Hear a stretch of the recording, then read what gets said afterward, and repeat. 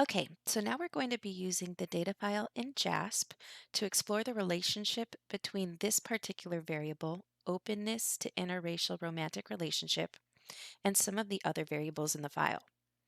So first, we're just going to explore this one variable. We just want to know, what does this look like in our data set? What does this look like in our sample? What are those openness to interracial dating scores like for this particular sample? Okay, so we want to look at openness, interrelation or irrelation, that's the variable name. And I want you to use what you've learned so far about creating a simple model, remembering shape, center, spread, and model ease. So thinking about that, do you think it makes more sense in this case when we're examining openness to interracial dating? Should we use a histogram or a scatter plot here? So I want you to think about that and jot down why.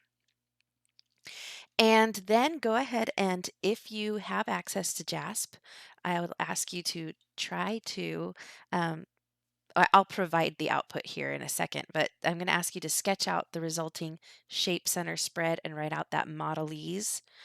And so I'm going to provide you the output for that, but I want you to go ahead and give it a try based on classwork 10 and what we've done in the past. See how you get on, and then you can compare your answers to mine.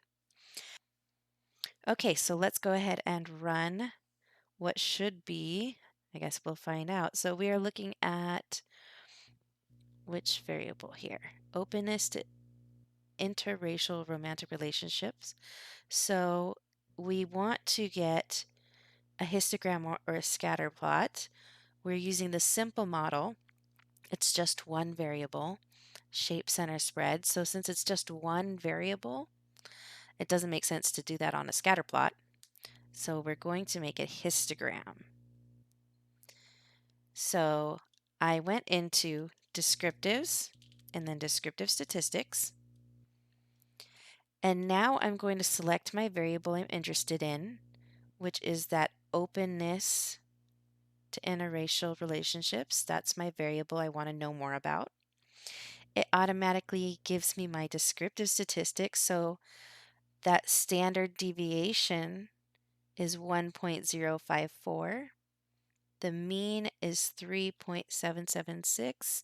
Let me see if I can zoom that up just a little bit for y'all who don't have access to JASP at home. Hopefully that makes it a little bigger. Let's see, maybe I can go even higher. So here we go, and I'm going to do a screenshot of that. And what we really were after here, of course, was a histogram or a scatter plot, a histogram, which we don't have yet. So to get that histogram, we're going to go under plots, and we want the distribution plot, and that will give us our histogram, hopefully here in a second. There we go.